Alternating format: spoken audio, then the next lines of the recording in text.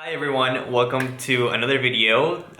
Before we start the video, I want to say thank you so much for clicking on this video. Thank you for everyone that watches my video, that subscribes to me, that gives me likes, that shares with friends and family.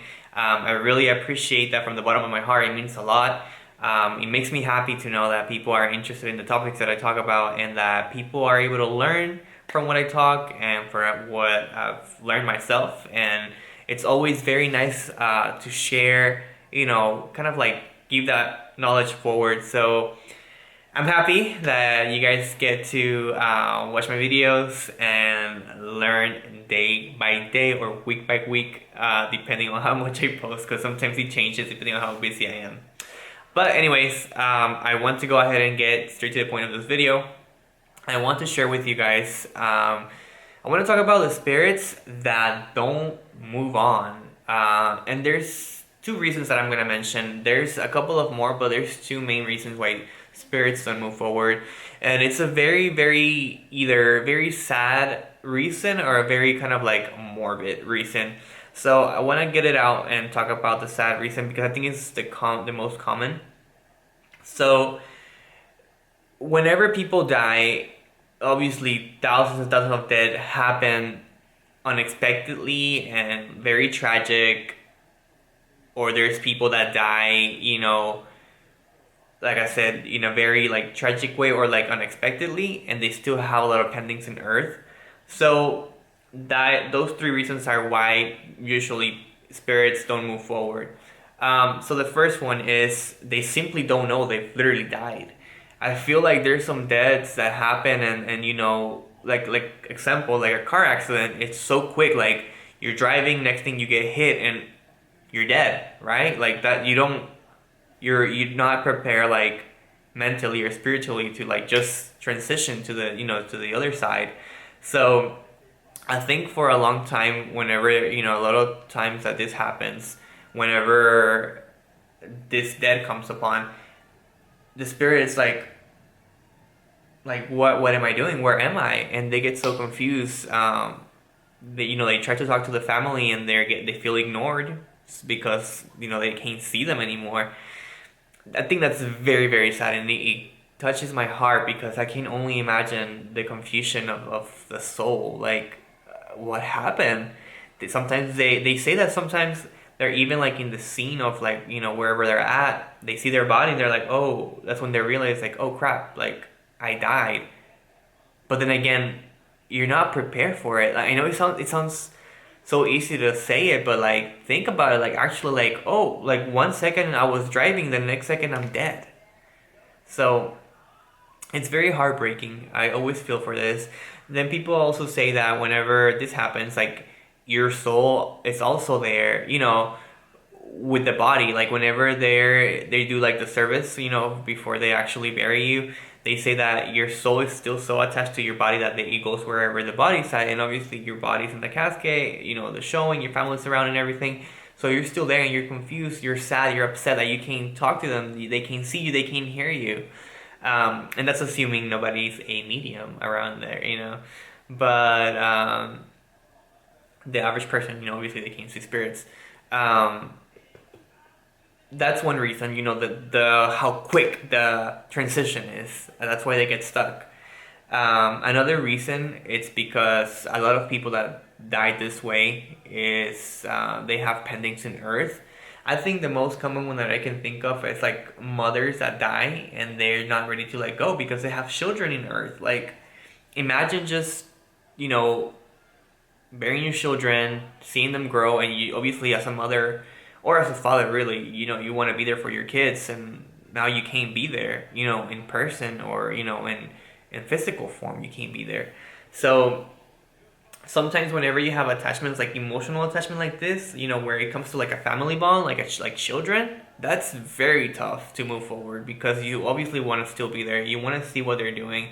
You want to be in their presence and stuff like that. So I think as a soul, it's very hard to move on. And the third reason, which is a whole different reason, is not sad. I mean, I guess it is sad, but it's not because there's an emotional attachment or anything. It's rather a addiction or an attachment to something toxic or very human-like, something very earthy. Um, so people that die and they have like addictions that are very, materialistic, like money, drugs, alcohol, sex, stuff that is very physical, very materialistic. A lot of people can't move forward with that. They don't like the fact that in the spiritual world, you can't drink alcohol, you can't have sex, you don't have, the feelings are very different. There's a lot of good things that happen in the spiritual world, but we lose the sense of the materialistic stuff, obviously, right?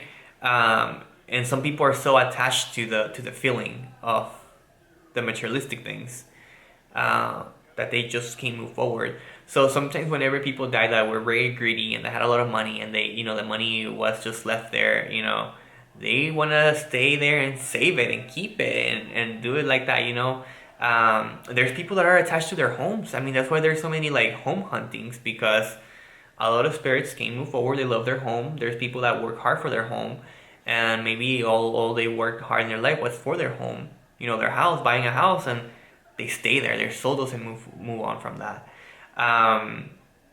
Addictions. I know if you guys heard about like ghosts and spirits that like literally like will attack you like sexually. Like I know I've heard like videos and I've seen videos and heard stories of like ladies or men that get attacked sexually by a spirit. That's because those kind of spirits, that they were attached to sex and the feeling of it. So stuff like that. Now, I feel like spirits, once they're in that stage, there's two things that you can try. I mean, I would really, if you really want to help a spirit that is still attached, depending on how stubborn they are. Like, if they're addicted to like the materialistic things, it's a whole different level. But if you encounter a spirit that is attached here because they're sad, because they feel like, they still want to be a good mother or a good father, or they still have emotional attachment, or they're stuck to a home, whatever, stuff like that. I think the number one thing is always prayer. You pray for them, you say a Our Father, a Hail Mary, a Gloria. I don't know how to say it in English. I guess it's like the glory, but Gloria al Padre, Gloria al Hijo, Gloria al Espíritu Santo. Like those Catholic prayers work a lot. And if you're of a different faith, something that will give the spirit light and that will give them peace. From a Catholic or a spiritual perspective, myself, I feel like prayer always, whenever we offer prayer to someone that just died, it's beautiful because it elevates their soul. Usually in Latin culture, you will realize that whenever somebody just passes, they usually do a lot of praying before they actually put the body, on the ground. They do a lot of praying, sometimes even for like 9 nights. And the reason why they do that is because, they want to make sure that there's a transition between the earth or the materialistic world and the spiritual world. They want to make sure they go in and they move with ease. They find the light and they move forward to the light and to the peace, to, whatever God has for them. There's the idea of the purgatory. So I like to believe there, right whenever we're dead, that's kind of where we're at. We're kind of like in limbo, like we're in between worlds.